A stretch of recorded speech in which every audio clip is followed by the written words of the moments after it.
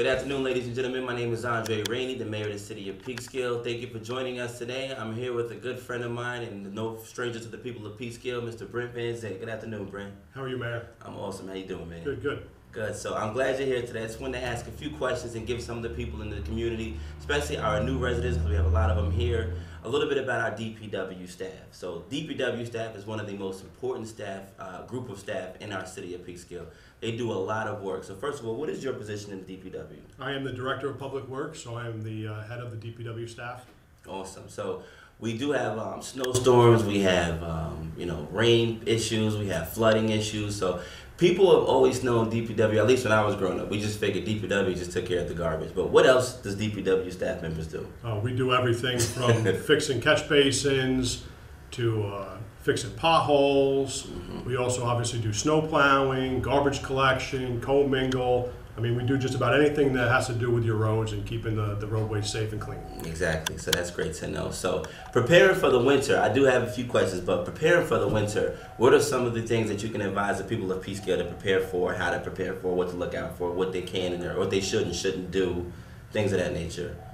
Basically, the best thing for residents to do during our snow events is to follow the alternate side of the street parking. It's very important that we get all the cars on the streets to one side of the street so that when my staff comes through to plow the snow, they have an open side that they can clear. Yeah. And that just so residents understand, even though the snowstorm stops snowing on one night, it's very important that they follow the signage for the next night, because then I have a small staff that will come out the following night and will actually push back the side of the street that they were parked on previously, so that we can clear the whole road. So it's very important that they follow the alternate side of street parking. Another thing that's important during snow plowing and shoveling is that when they're doing their driveways and sidewalks, they always try to pile up the snow on the traffic flow side of their driveway, so that when my plow trucks come back by and they clear the snow, they're not pushing the snow back on their driveways, because I know it gets very frustrating for the residents if they spend hours clearing their driveways and then my staff come back and plows them in. It's frustrating.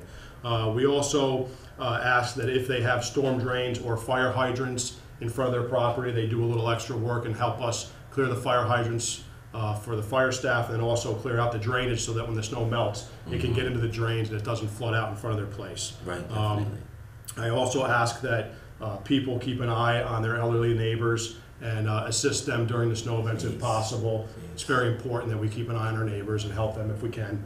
And then lastly, I always let residents know that during the heavy snows, like 12 inches plus, we also open up our municipal parking garages at the Nelson and James Street garages. People can park there overnight for free to get the cars off the street. It's good for them. It's also good for my staff to get the cars off the street during the heavy snows. So those are the main things that really help out the DPW staff during the snow events. Most definitely, definitely. So as a department head, how many staff do we have in DPW? If you could think on top of your head. We have 40 employees down in DPW. 40, awesome. During the snow events, we have basically we'll have 4 large trucks out. We'll have a couple small trucks out doing dead ends and side streets and parking lots.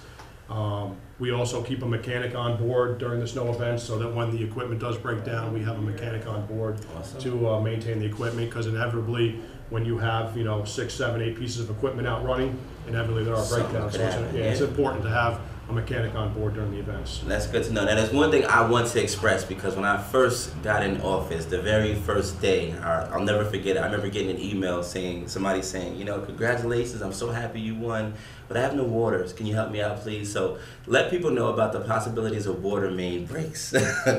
Yeah, so essentially, obviously what happens during the winter is we get the temperatures drop down. Luckily this year we haven't had a super amount of cold weather, but once the weather does get cold, the ground moves and heaves when the temperatures rise and fall, and inevitably with old water mains, they do move underground, and that's when we get our water main breaks. Right. We have a code red system in place.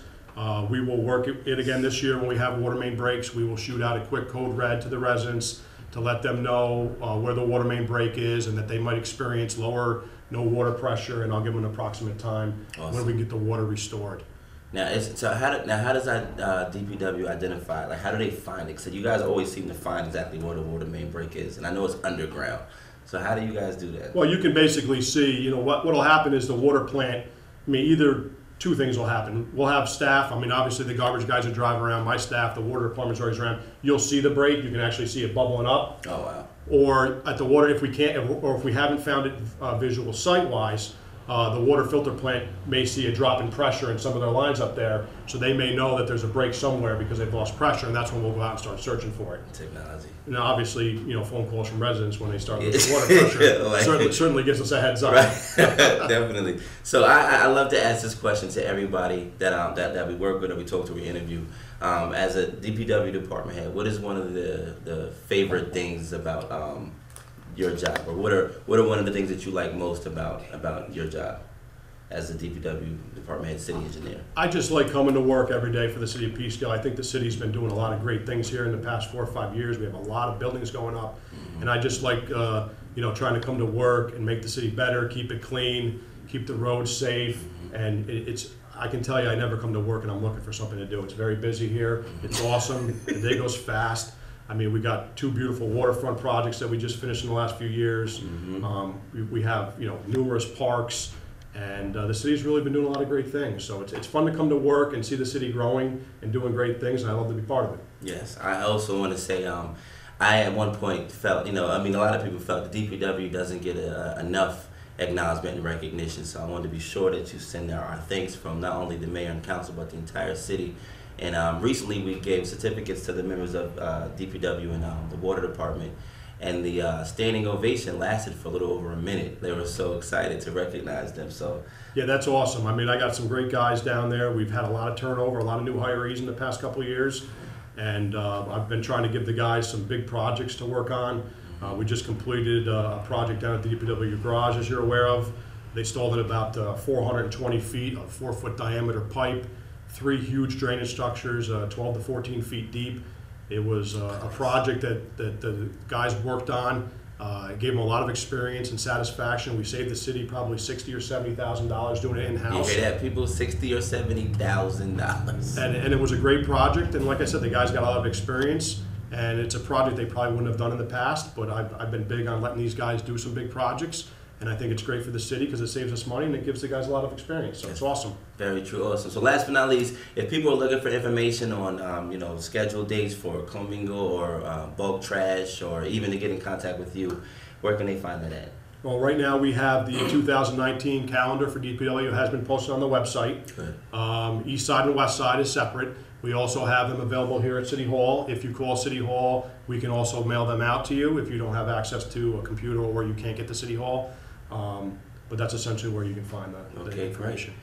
So, ladies and gentlemen, this is Brent Van Zandt. My name is Andre Rainey, Mayor of the City of Peekskill. Thank you for tuning in. And Brent, thank you for being here and giving us some great information. Thank you, Mayor. Appreciate it. Keep up the great work down there, especially. Thank you, sir. Thank you. God bless one of the greatest cities on earth, Peekskill, New York.